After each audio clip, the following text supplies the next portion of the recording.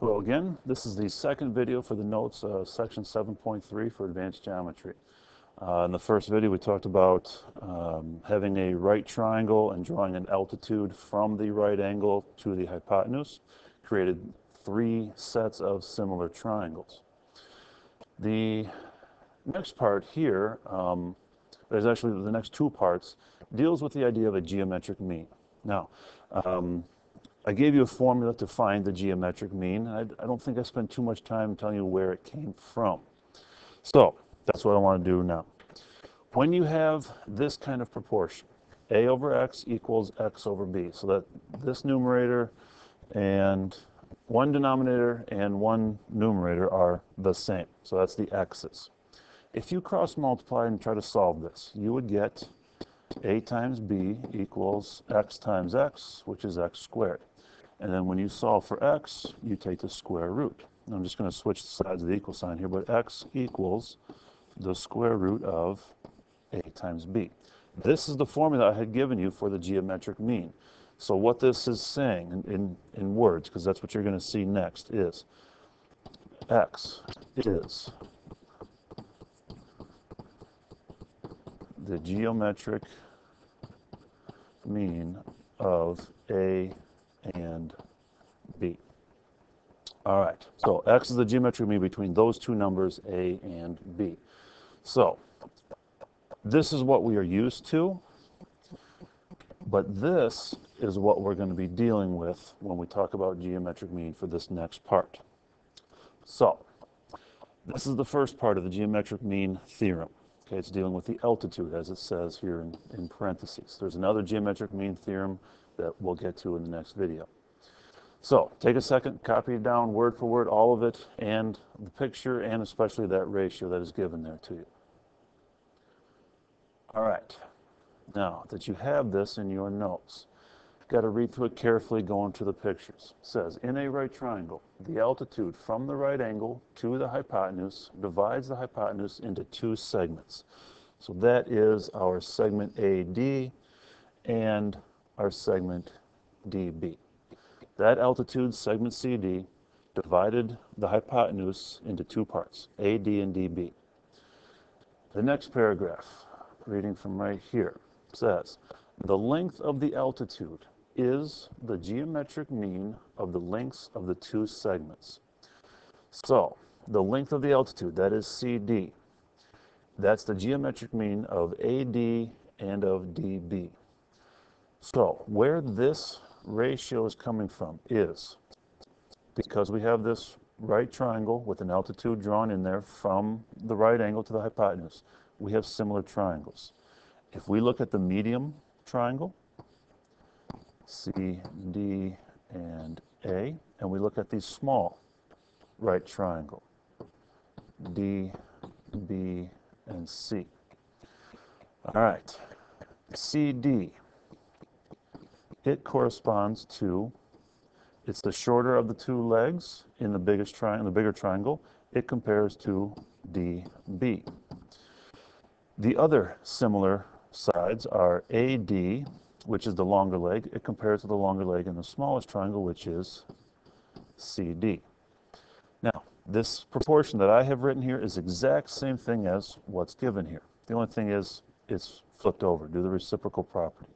DB over CD equals CD over AD.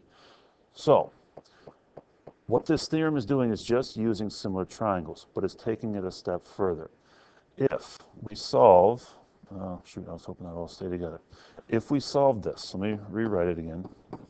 DB over CD, writing it the way the picture gave it, equals CD over AD.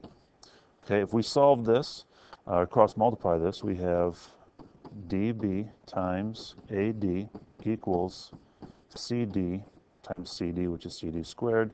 To solve for CD, that's the altitude of this biggest triangle. CD equals the square root of DB times AD. That's our geometric mean formula. So, this theorem says the length of the altitude. Let me clear this picture up a little bit. Maybe put it in some terms of some variables. if we call the altitude A, and those two parts, well, here, let me call this x, and these two parts, A and B, says the length of the altitude, x, is the geometric mean of the lengths of those two segments, A and B. Okay? It's words turned into the picture. This is what we're looking at. Let's try a couple of examples. So, in number 5, again, I'd like you to try these on your own. Try to solve them by yourself and then come back. In this question number 5, we have the whole thing is a right triangle. We have our altitude drawn in there from the right angle. So x is the hypotenuse. It is the geometric mean of the two parts of the hypotenuse that got divided by that altitude. So 6 times 8.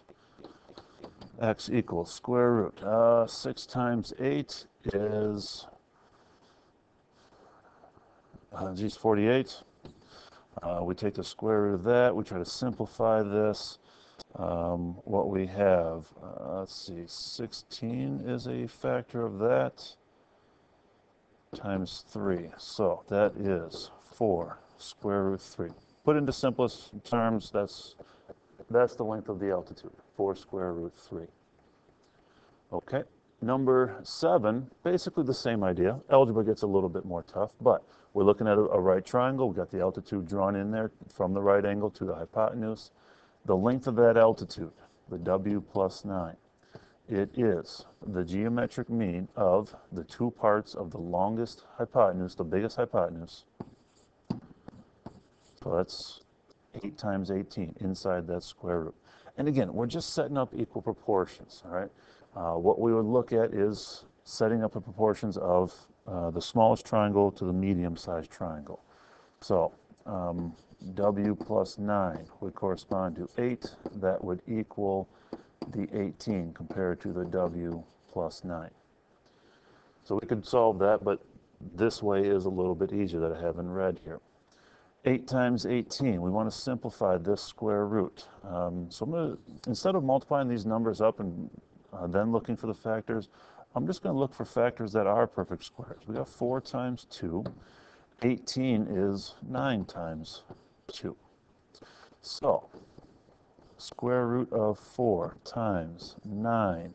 2 times 2 is another 4. Each of these factors are perfect squares. So if we take the square root of that, the square root of each one of these, square root of 4 is 2, square root of 9 is 3, square root of the second 4 is also 2. We are looking at 6, 12. There we go. So W plus 9 is 12. Subtract 9, that means W is 3. All right. This is the geometric means theorem, finding the length of the altitude of the biggest triangle. One more